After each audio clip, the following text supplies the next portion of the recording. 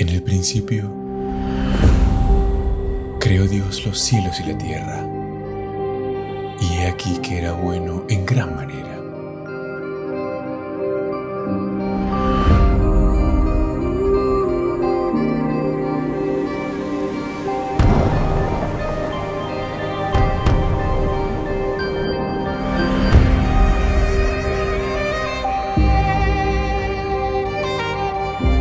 Abraham, vete de tu tierra y de tu parentela, a la tierra que te mostraré.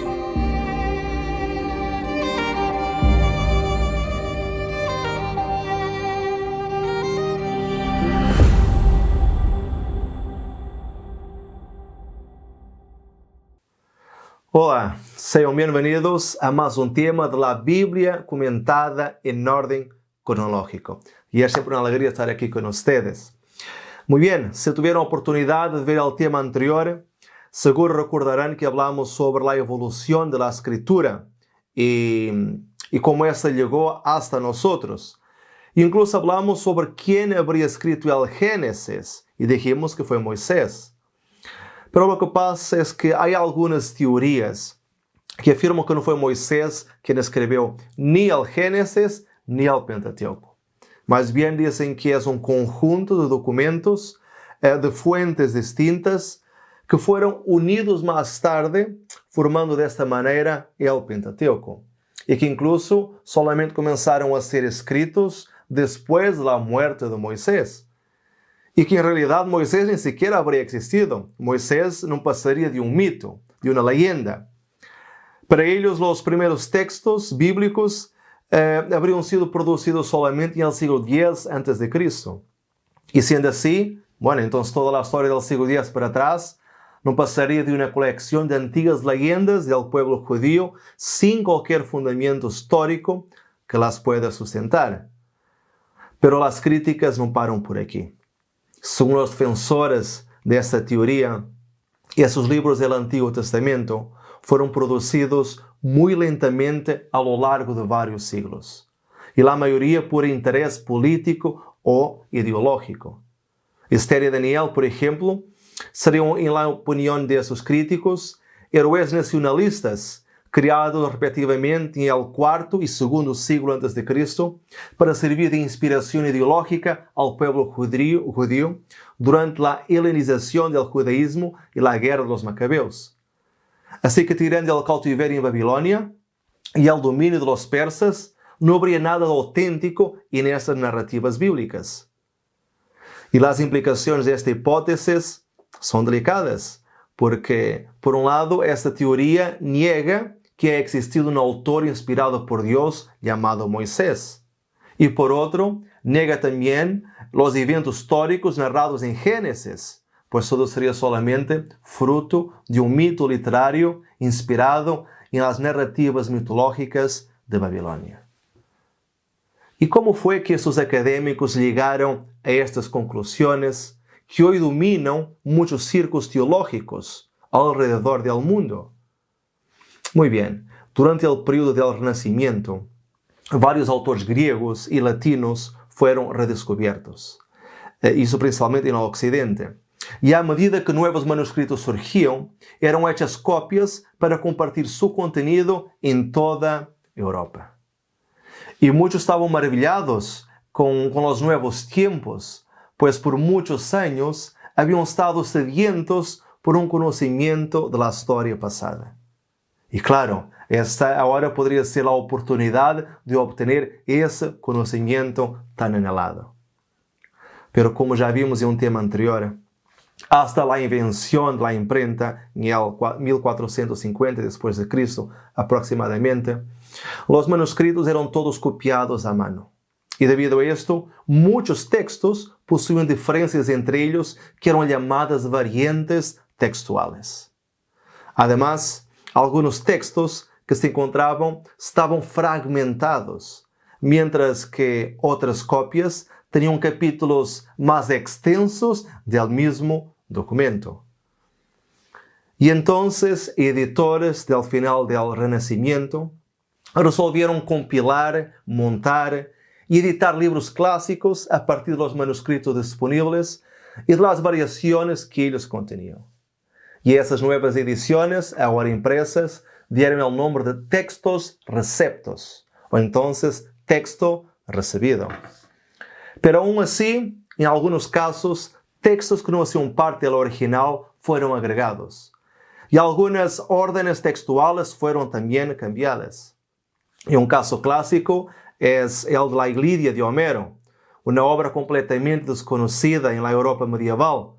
Todo lo que se conocía de esta obra eran partes de la historia de Troya, que eran modificadas de acuerdo con la ocasión. Y muchas veces esto era hecho para obtener algún dominio político.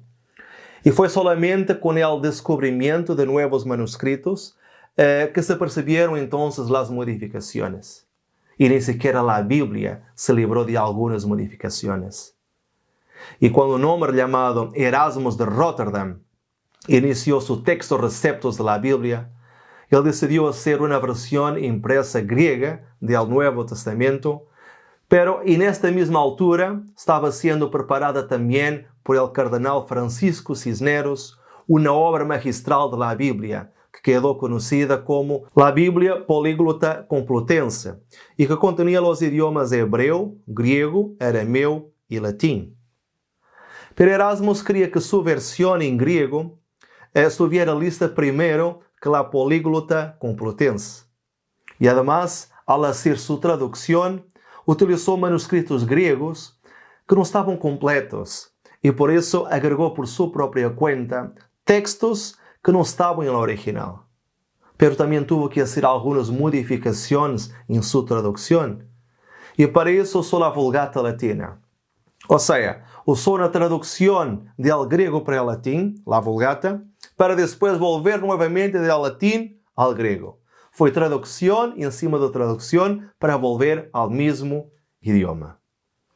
Y claro, todo esto resultó en varios errores, lo que hizo que su versión fuera revista por lo menos 5 veces en los años siguientes. Pero pueden estar tranquilos en cuanto a las versiones que tenemos hoy día, pues en nuestras Biblias actuales ya fueron retirados los textos agregados por Erasmus y que no estaban en el idioma original, así como corregidos sus errores en su traducción. Pero este pésimo trabajo de Erasmus hizo con que algunos académicos posteriores pensasen entonces que lo mismo podría haber pasado en la antigüedad, más precisamente en el Pentateuco. Y una de las primeras personas que levantó cuestionamientos sobre esto fue un hombre llamado Thomas Hobbes, en 1651, que en el capítulo 33 de su libro Leviatán expuso un conjunto de pruebas intentando demostrar que el Pentateuco nunca pudo haber sido escrito por Moisés, citando como prueba varios pasajes bíblicos tales como Deuteronomio 34, 5 y 6. Y murió allí Moisés, siervo de Jehová, en la tierra de Moab, conforme al dicho de Jehová, y lo enterró en el valle, en la tierra de Moab, en frente de Bet Peor. Y ninguno conoce el lugar de su sepultura hasta hoy. Y esto implica que un autor que vivió mucho tiempo después de la muerte de Moisés habrá escrito esto con él. También otro texto es el Génesis 12, 6. Y el cananeo estaba entonces en la tierra, lo que indica que el autor vivió en una época en la que los cananeos ya no habitaban esos territorios. Sin embargo, durante toda la vida de Moisés, la tierra sí estuvo habitada por este pueblo. Y otro texto lo encontramos en Números, que dice, y aquel varón Moisés era muy manso, más que todos los hombres que había sobre la tierra. Y aquí el escritor parece referirse a alguien que no él mismo habla en la tercera persona. Otro académico que no estuvo de acuerdo que Moisés había escrito el Pentateuco fue Baruch Spinoza, que en el 8º capítulo de sus Tractatos Teológicos Políticos, publicado en 1670, enumeró los textos bíblicos que ya anteriormente el rabino judío Ibn Ezra había afirmado que no podrían haber sido escritos por Moisés.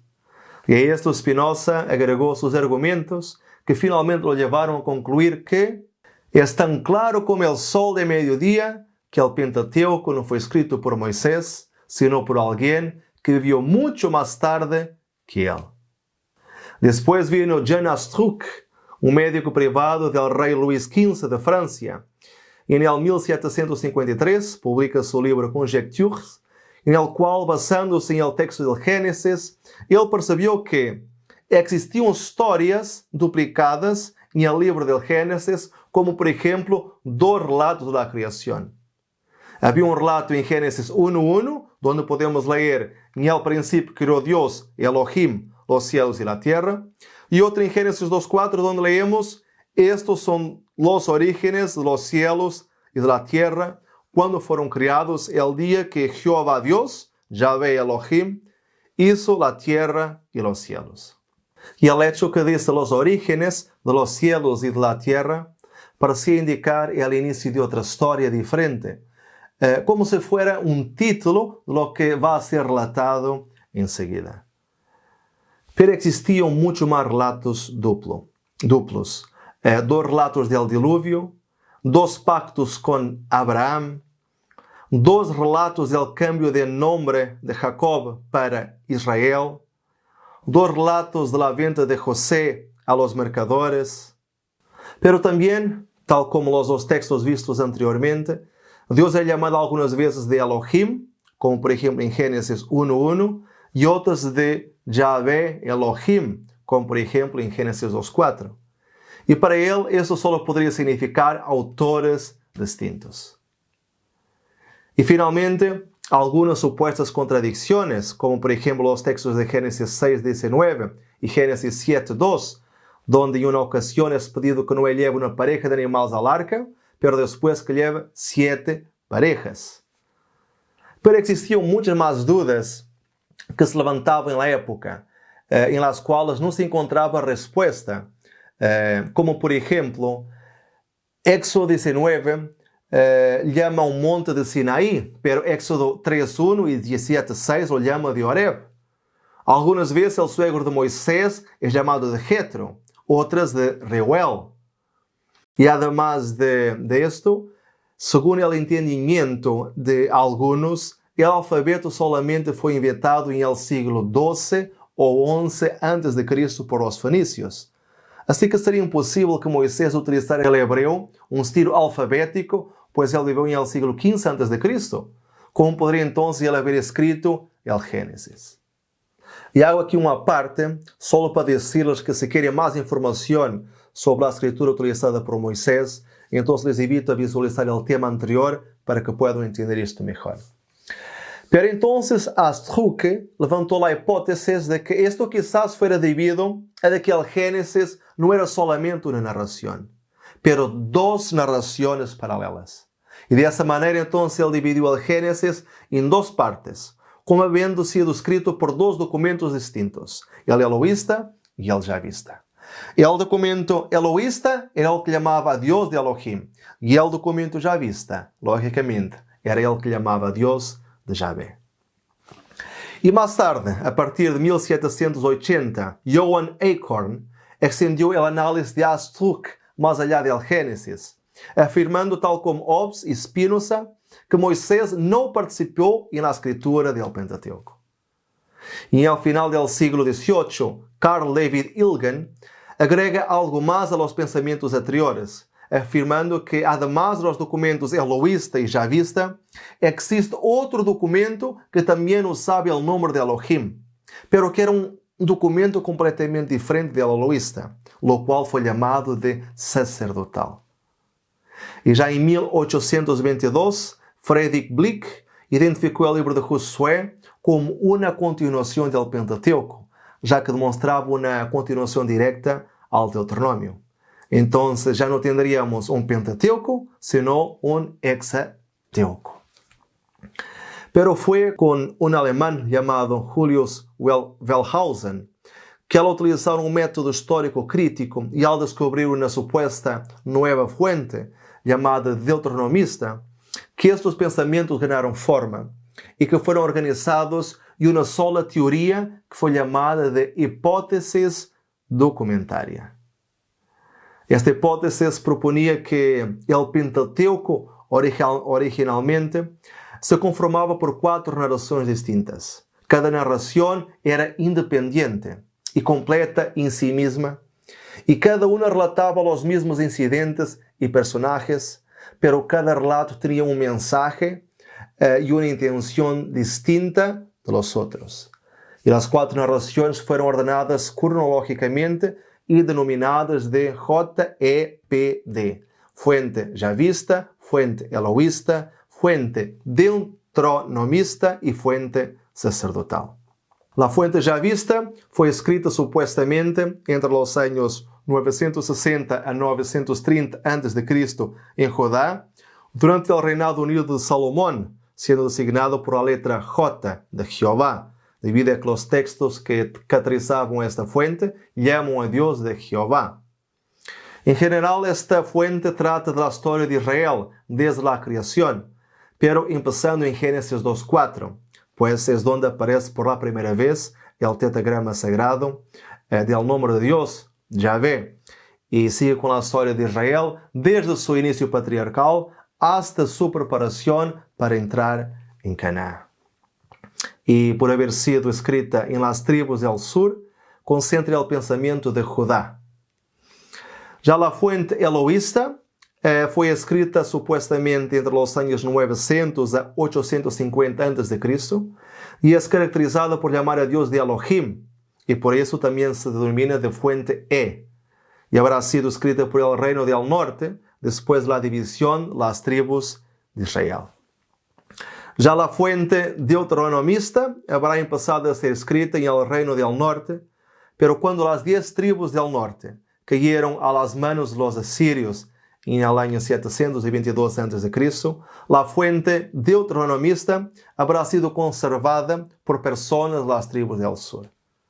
Y fue más tarde terminada en Jerusalén durante la reforma del rey Josías en el sur, entre los años 650 a 621 a.C., que trató de hacer una reforma basándose en Deuteronomio. Y tal como el mismo nombre indica, esta fuente fue la que dio origen en el Pentateuco al libro de Deuteronomio. Ya la última fuente, la sacerdotal, que tiene como sigla la letra P, pues en alemán sacerdote se escribe Priester, y como fue un alemán, Karl Ilgen, que supuestamente descifró esta fuente, entonces ella lleva pues claro la sigla P y no S. Y ella habrá sido escrita entre los años 550 a 450 a.C., en el final del exilio, y en el comienzo de la restauración de Jerusalén por sacerdotes judíos. Y su influencia es muy fuerte en la restauración y en la conservación de costumbres morales, religiosos y sacerdotales. Y es visible principalmente en los tiempos de Esdras y Nehemías. Pero muy bien, hagamos entonces ahora un pequeño resumen de los argumentos que jugaban a favor o que juegan a favor de esta hipótesis. Bueno, entonces tenemos el cambio de nombre de Dios para Señor. Esto parecía indicar autores diferentes. Otra es que nadie podría haber escrito sobre su propia muerte. El género literario parece cambiar a lo largo del Pentateuco. A duplicidade histórica, criação, dilúvio, pactos com Abraão. O idioma hebreu não existia em el tempo de Moisés. E também, finalmente, a aparente lógica da hipótese documentária. Assim que tudo isso parece indicar que Moisés não poderia, em verdade, haver escrito el Pentateuco. Pero, será que é realmente assim? Bueno, a Bíblia parece demonstrar o contrário.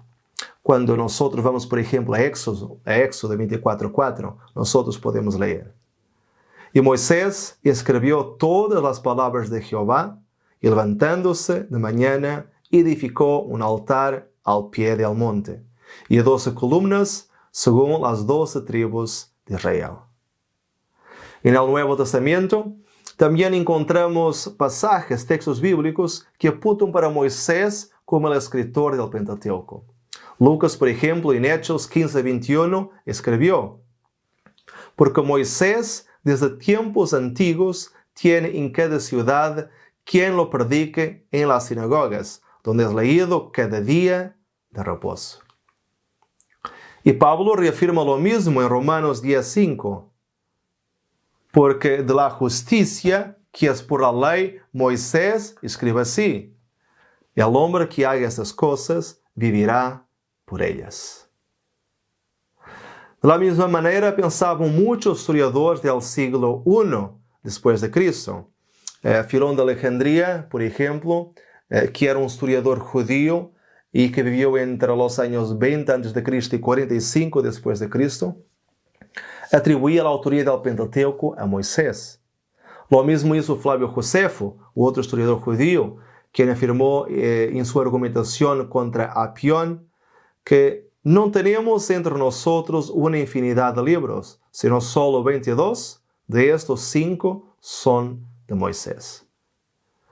Ahora es claro que no somos ingenuos al pensar que todo el Pentateuco fue escrito por Moisés. Como es obvio, él no podría haber escrito sobre su muerte, a no ser que creamos como algunos que defienden que Dios dictó a Moisés sobre su muerte para que éste escribiera. Pero en mi opinión, yo creo que es más lógico pensar que habrá sido Josué quien escribió esa parte. Pero aún así, podríamos afirmar que casi todo el Pentateuco fue escrito por Moisés, tal como también afirma Jesús. Si creyeses a Moisés, me creerías a mí, porque de mí escribió él. Pero respecto a que los muertos resucitan, ¿no habéis leído en el libro de Moisés cómo le habló Dios en la zarza, diciendo: yo soy el Dios de Abraham, el Dios de Isaac y el Dios de Jacob? Pero existen muchas más pruebas que nos indican que fue Moisés quien escribió realmente el Pentateuco. En el año de 2006, un respetable académico de las universidades de Yale y Carolina del Norte, llamado John Setters, él publicó un libro titulado The Edited Bible. Y este académico, aunque defiende la hipótesis documentaria, ele levantou serias dúvidas a la manera de como ella surgiu, concluyendo que esta hipótesis nació en el siglo XVIII debido a un serio error de anacronismo de los eruditos de la ocasión. ¿Y qué sería eso de anacronismo? Bueno, anacronismo es tomar erróneamente una característica de una época pasada y transportarla artificialmente para otra. Por ejemplo, hoy debido a los modernos medios de transporte, no consideramos así tan distante una ciudad que está a 100 kilómetros de distancia. Pero en el tiempo de Cristo, viajar estos 100 kilómetros era considerado muchísimo. Era muy difícil andar eso todo. Así, hacer una equivalencia entre la distancia del tiempo de Jesús y las nuestras es un error de anacronismo que no se debe cometer. Pues bien, de acuerdo al profesor Setters, los eruditos del siglo XVIII atribuyeron artificialmente a los antiguos escritores de la Biblia el programa editorial de textos que ellos propios estaban acostumbrados a ver en la Europa a partir del Renacimiento, o sea, a partir del siglo XV, como ya vimos con el ejemplo la Ilíada de Homero. Pero no existe ninguna evidencia histórica de que los antiguos textos bíblicos hayan sido originados a través de una colección de manuscritos escritos a partir del siglo X a.C., editados más tarde por alguien que los contó y los llamó ahora entonces de Pentateuco. Así que esos críticos, al proyectar su concepto de verdad occidental en los escritos bíblicos y ubicarlos en un mundo intelectual como el de los griegos, que claramente no era el suyo, es un error tremendo que no debe ser seguido. Pero la mejor manera para responder a estos críticos es analizar el contexto de la época de Moisés para constatar si sería en realidad posible que él haya, por ejemplo, escrito los 2 primeros capítulos de Génesis, que según ellos contienen 2 relatos de la creación diferentes escritos por autores distintos. Y cuando nosotros analizamos la manera en que otros pueblos escribieron la narrativa de la creación en ese entonces, descubrimos algo muy interesante. La imagen que pueden ver en su pantalla en este momento es una tablilla sumeria del relato de la creación de Enki y Nimá. Y de acuerdo con la historia sumeria, Enki y Nimá son los dioses que crearon la tierra. Pero ¿qué tiene de importante este relato? Es que este relato cuenta la historia de la creación dos veces, en dos etapas diferentes. En primer lugar, cuenta la historia de una manera general, como si fuera un resumen, y después vuelve a contar la historia de la creación, repitiendo varios detalles, pero ampliando ahora esos mismos detalles. Y ellos hacían esto porque con la repetición era más fácil que ellos aprendan. Acuérdense que en esa época no había celulares o tablets donde todos podrían leer lo que se escribía. Entonces, para que quedara grabado en la memoria, la manera más didáctica que tenían para hacerlo era a través de la repetición de las mismas historias que escribían. Y eso es muy interesante y curioso a la vez porque sobre este relato de Enki y Nimá no hay ningún erudito bíblico que diga que fueron dos autores diferentes que lo hayan escrito y que más tarde lo unieron entonces en un solo relato. Pero aún así el relato también es contado en dos etapas, una etapa general y otra etapa más detallada, tal como la Biblia. Así que eso sería algo como cuando antes de verse una película, primero se ve la sinopsis o el trailer, y el trailer es el resumen de la película. Y cuando se ve la película, muchas de las escenas que vimos en el trailer agora se repiten. Pero las vemos más ampliadas, las vemos más detalladas. Y podemos decir que lo mismo pasa con la Biblia. Génesis 1 es como si fuera la sinopsis de lo que después es ampliado más detalladamente en el capítulo 2. Ahora en la pantalla pueden ver otro relato de la creación que es conocido como Atrahasis. Y en este relato babilónico de la creación se verifica exactamente lo mismo. Primero se cuenta la creación de una manera bien rápida, sin mucha información, y después de una manera más detallada, más ampliada. Así que, si en la cultura del tiempo de Moisés era común que las historias fuesen repetidas, ¿por qué no podría Moisés utilizar el mismo método para que el pueblo de Dios pudiera aprender y memorizar más rápidamente el texto sagrado? Es que debemos entender que si alguna civilización o persona utiliza algo de una manera errada, eso no significa que nosotros no podemos utilizar esa misma cosa de una manera que agrade a Dios y que incluso sea útil para la proclamación del Evangelio. Por ejemplo, hay personas que utilizan la internet para mirar pornografía, para robar personas o incluso para esparcir mentiras. Pero eso no significa que nosotros no podamos utilizarla como medio de propagación del Evangelio. Bueno, y es tal como lo estamos haciendo en este preciso momento. Y eso queda todavía más notorio cuando leemos en Hechos 7:22 que Moisés fue enseñado en toda la sabiduría de los egipcios. Y los primeros lectores, oidores del texto escrito por Moisés, fueron precisamente los hebreos. Y como sabemos, los hebreos permanecieron durante muchos años esclavos precisamente en Egipto. Naturalmente, mucha de la cultura egipcia quedó enraizada en los hebreos. Pero lo más interesante que queremos resaltar era la manera en que los egipcios contaban la creación. Ellos serían 4 relatos de la creación que son distribuidos por lo menos en 4 centros en Egipto. En Heliópolis, en Memphis, en Hermópolis y en Tebas. Y lo que diferencia estos relatos es que cada uno coloca como el Dios máximo de la creación el Dios protector de esta región. Pero ellos no veían estos relatos como contradictorios, sino como relatos complementares. Y eso es muy importante, pues en conjunto todos ellos contaban la misma historia. Y otra cosa interesante también es que todos ellos contan el relato de la creación en 2 etapas. Una etapa más genérica, más resumida, y otra etapa más prolongada y detallada, retomando elementos de la primera etapa que después eran entonces amplificados o ampliados en la segunda etapa. Y esta era la manera egipcia de contar sus historias. Y quizás lo hiciesen para así facilitar la memorización. Así que tal vez esto sirva para explicar el porqué del Génesis repetir varias historias, como por ejemplo la creación o el diluvio, como si fuesen todos relatos distintos, cuando en realidad no lo son.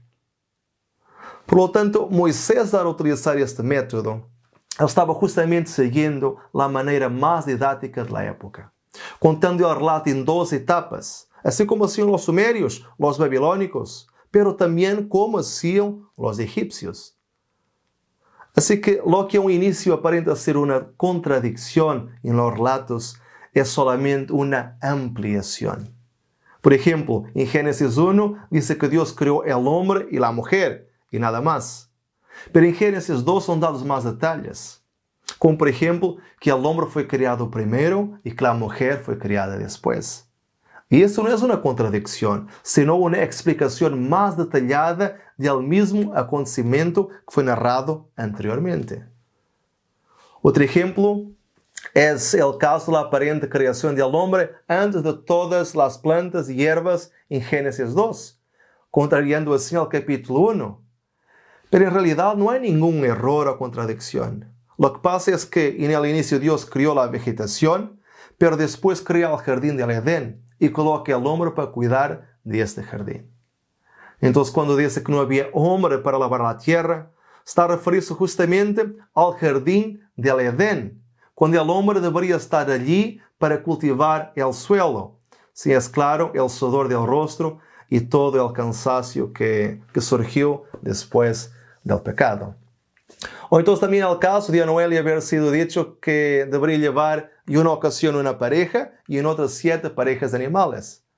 Pero las 7 parejas eran de animales limpios, al contrario de los otros. Y ahí está la diferencia. Es fácil si estudiamos un poco. Por lo tanto, no hay contradicciones en Génesis. Hay solamente una ampliación del relato tal como se hacía comúnmente en aquella época, en aquellas culturas. Y otro caso que nos gustaría referenciar es el de arqueólogo israelita Gabriel Barkey, quien en 1979 descubrió un túmulo en el valle de Himnón, en Jerusalén, que contenía pequeños amuletos de plata conteniendo un texto con antiguas letras hebreas. Y pueden ver ahí en la pantalla cómo era este amuleto. Y lo interesante es que al analizar el amuleto, se comprobó que este amuleto databa por lo menos del año 650 a.C. O sea, bien antes del inicio del cautiverio.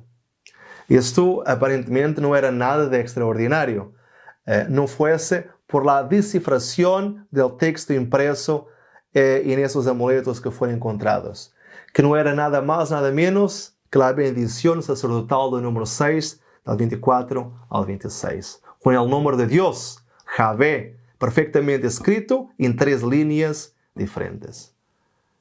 Ahora, para los que defendían la teoría documentaria, o la hipótesis documentaria, esa porción del Pentateuco era parte del documento sacerdotal y no podría haber sido producida antes del cautiverio babilónico, pues ellos suponían que solamente la experiencia del exilio proporcionaría entonces su composición. Pero bastó, sin embargo, un antiguo adorno hecho por un antiguo artesano para probar que los presupuestos de estos eruditos estaban equivocados, ya que era posible, en el siglo 7 a.C., encontrar la bendición sacerdotal escrita, algo que ellos afirmaban haber sido escrito solamente en el siglo 5 a.C.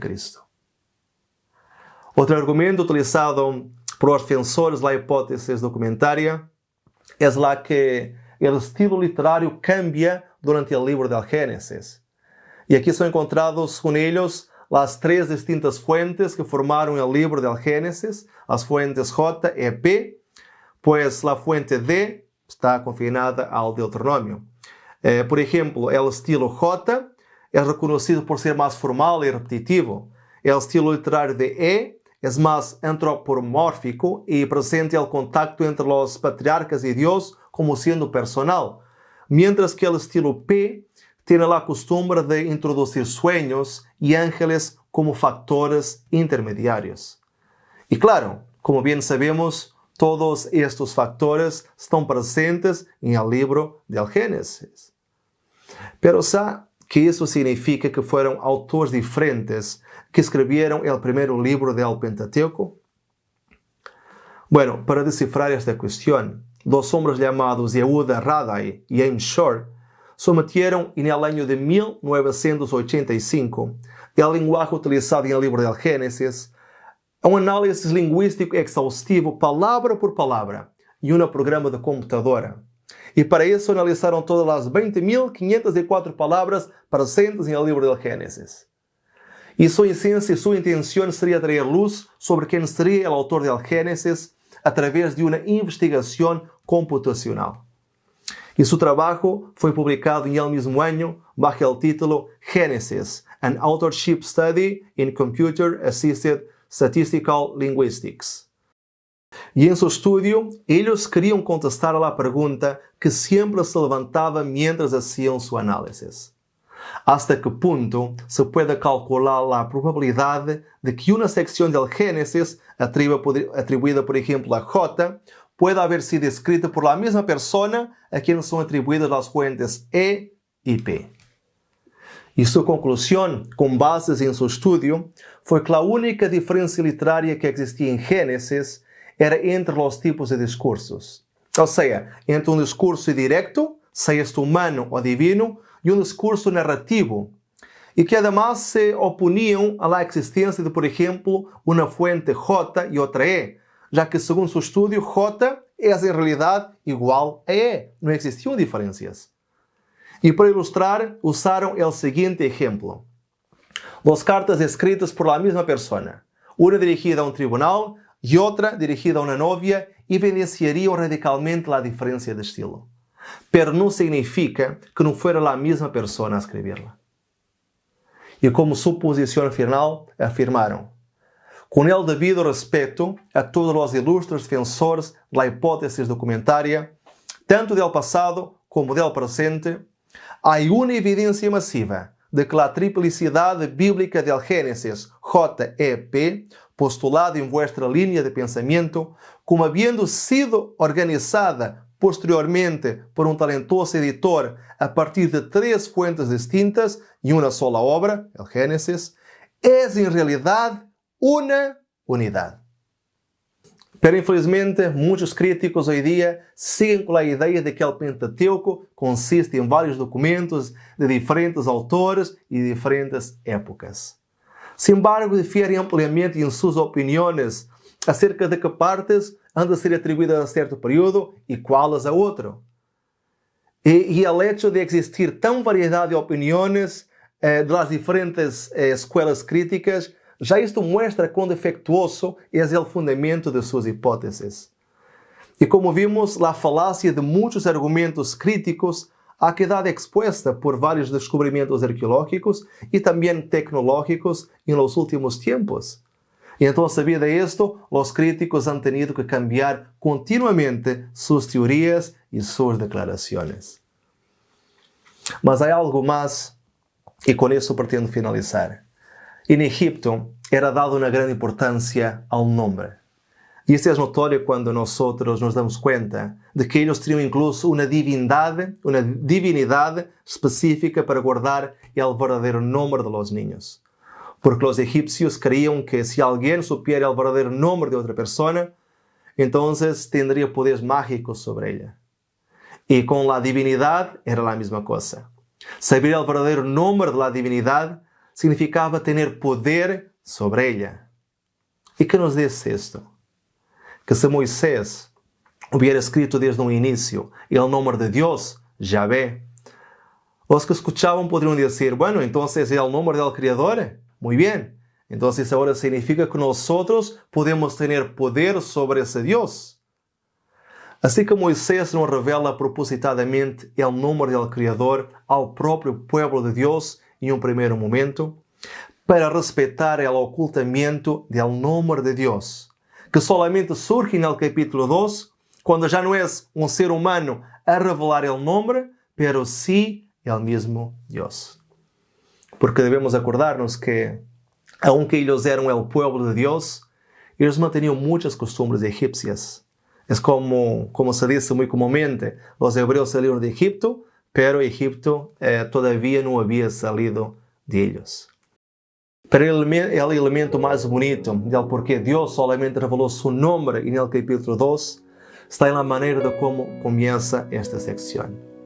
Y si tomamos atención, el relato de la creación en el capítulo 2 comienza con las siguientes palabras.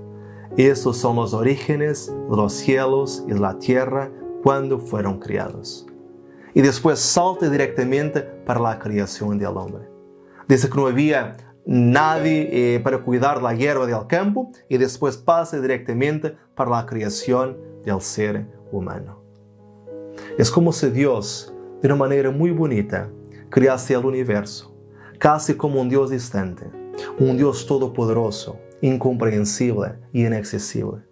Un Dios que recién había creado todo el universo, todas las estrellas, todos los mundos, la vida, la luz. Un Dios indescriptible, un Dios infinito, un Dios incomparable.